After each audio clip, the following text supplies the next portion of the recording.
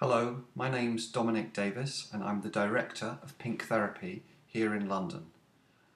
And I'm pleased to announce to you our new translations project, which brings together a series of our latest papers and thinking on the issue of working with gender and sexual diversity clients, translated into a wide range of other international languages. We have all the major languages of the world here at the moment, except probably Arabic, and we're working on trying to find somebody who can translate these papers into Arabic too.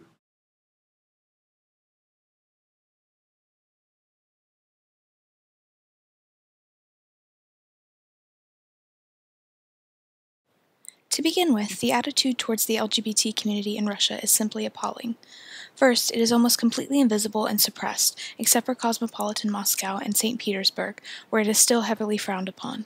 Second, when LGBT people are open about their sexuality, they are either excluded and misunderstood or avoided and frightened of altogether. The situation in small cities, towns, and villages is, predictably, even worse. Homosexuality and all other gender and sexual diversities there are stigmatized to the extreme and downgraded to a kind of incurable medical condition and serious physiological disorder.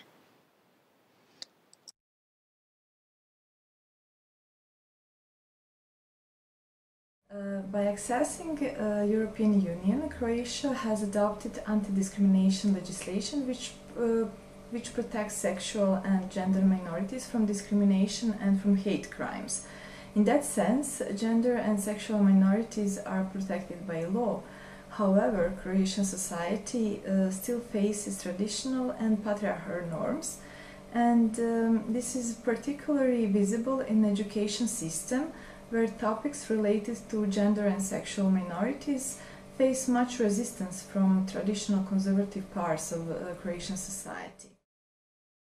In Turkey, we also live in a community of ethnic, religious, moral, and sexual diversity. However, not everybody may be welcoming towards the differences. Although there is no penalty for homosexuality, promiscuity, or a variety of different sexual practices in the law, most of the time, issues concerning gender and sexual diversities are passed over silently.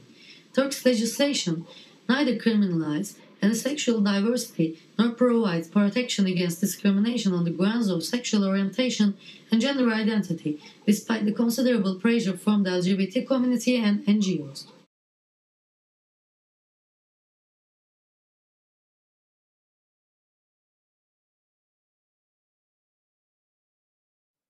I feel that the publication of the Greek translation of the article comes at a very apt time when homophobic violence in Greece is on the rise, perpetuated by the neo-Nazi Golden Dawn Party.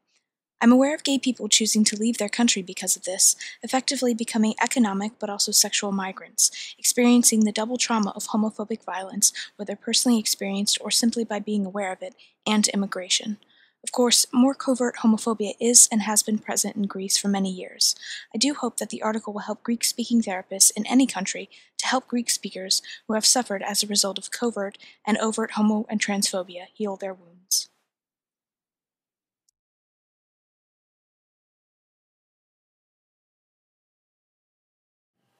This project was about to educate people about diversity, I think. The more education you have about this topic, the more it will promote an understanding. And it was acting to more understanding in the community by providing well-written information available to all people.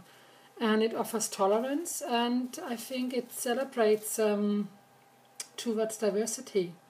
As the whole globe is coming together based on information, it was for me very natural to that we have a need for this translation. And there are many people in Germany who don't speak English, and this translation provides a vital research to get translation to everyone.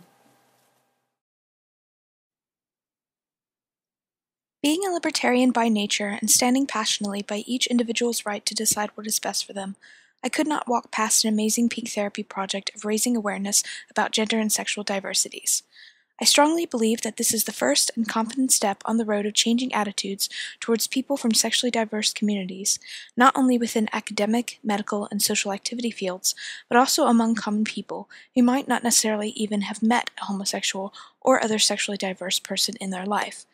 This is, in my opinion, one of the most important agendas in this Pink Therapy project, which I am incredibly proud to be a part of.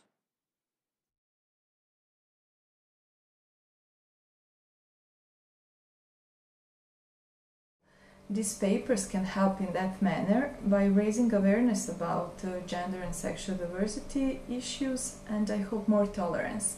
I need to say that during Pink Therapy Summer School in 2011 and translating these articles, I had to question some of my views and attitudes and push my boundaries in order to become a more open-minded person, privately as well as a counselor and therapist or even teacher.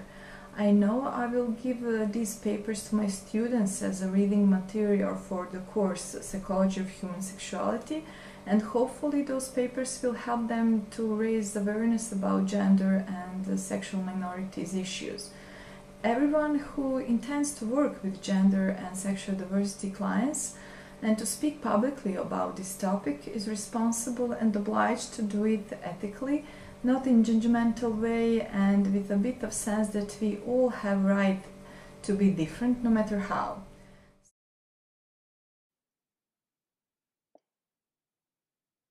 I am trilingual and have always been fascinated by how we express ourselves in one language or another. I came up with the idea of having the chapter Dominic and I co-wrote for Sage translated into French and Spanish, my other languages, after having been part of 2 Pink Therapy International Summer Schools. This unique experience highlighted to me cultural differences and perceptions around gender and sexual diversities. Participants to the summer school were coming from very different countries and attitudes towards GSDs. By making this text available in other languages, we are trying to reach out to therapists who may not have the professional support to work with GSDs.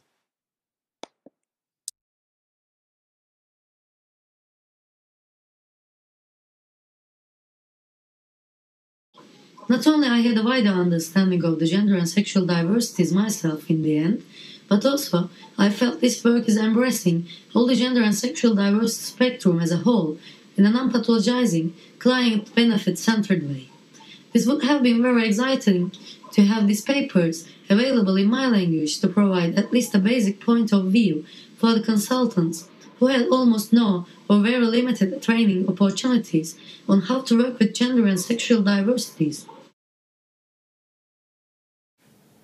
I am delighted that we can offer these translations of our papers for free download from our website, and this has been made possible because a team of volunteers have translated them into their own languages in order to help people in their own countries who might identify as gender or sexual diversities, or who might be psychologists working in that country, to understand better the psychological and the social implications of living with what is generally thought of as a stigmatized identity. This is an amazing gift by them to the world, and we are greatly indebted to them for their support and enthusiasm for this project.